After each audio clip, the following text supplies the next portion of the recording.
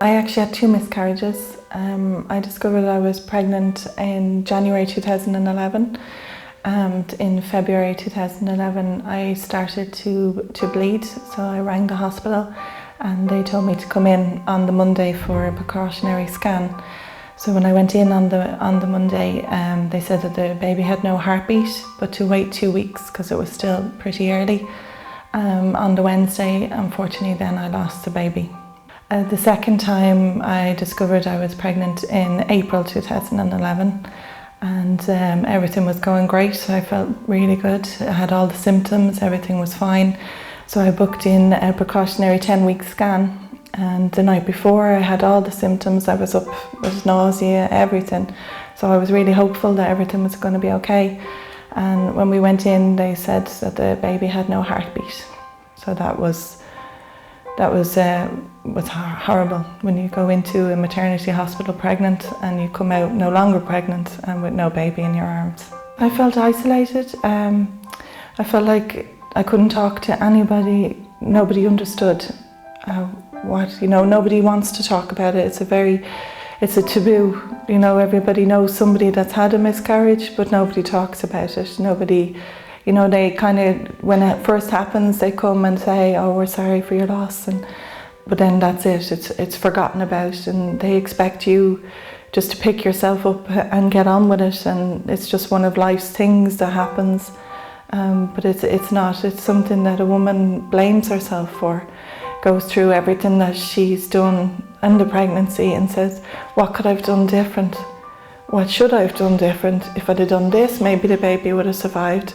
And you've a lot of guilt, a lot of guilt that it was your fault, that you did something wrong.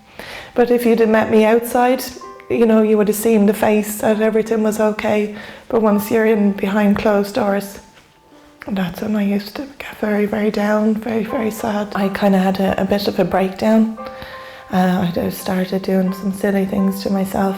My husband said, this has to stop, something needs to be done. So I rang Irene, and Irene said, "Yeah, it sounds like you need to come to the support group." And on the first week of the support group, as we sat there with the girls, they started listing off symptoms of postnatal depression.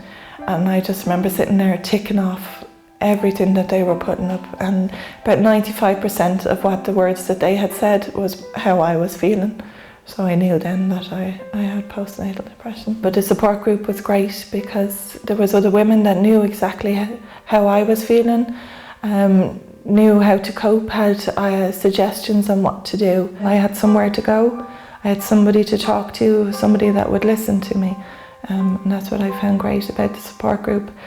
I think there's an awful stigma that, especially if you've had a miscarriage, that when you have your baby, that you should be the happiest person in the world, and what's wrong with her? Why is she down? Why is she anxious?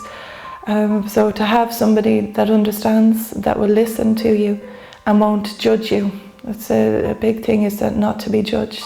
Nurture was great in that way, that they understood what I'd been through, and it was a safe environment. It was confidential. What I advise other mothers to do is, first thing is to say that you're not alone. There is other women out there that are going through the same thing. We all sit in coffee shops and look at other mothers and say, "Oh, why they're not feeling like I'm feeling," but they probably are. They just have the outside face on as well. The best thing to do is to ring Nurture and get involved with either, whether it's through counselling or whether through it's the support group, to meet other women and know that people out there understand that it is an illness. You will get better. You will be able to cope.